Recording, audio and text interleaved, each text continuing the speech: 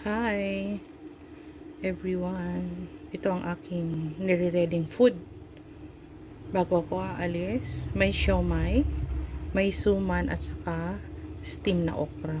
Ayan. So, tsaka mayroon akong ano to?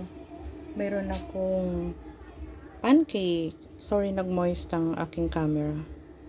So, yan ang aking pancake naman na konti.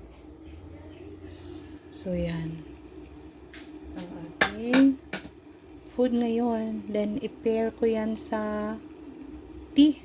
Ayan. Mag-tea ako. Pwede na yata ito. So, hot tea ang iinumin ko. Yan ang ating food. Para hindi tayo magutom. Kasi alam nyo bang ang hirap kumain sa labas ngayon. Bukod sa mayroon na namang outbreak. Alam nyo yun na yun. Kailangan tayo mag-ingat. So ngayon lagi naka-mask. Mag-mask kayo. Face mask talaga. Okay? Hindi pa masyadong ano yung... Gusto ko dyan half cook eh. Yung crunchy pa siya. Ayan.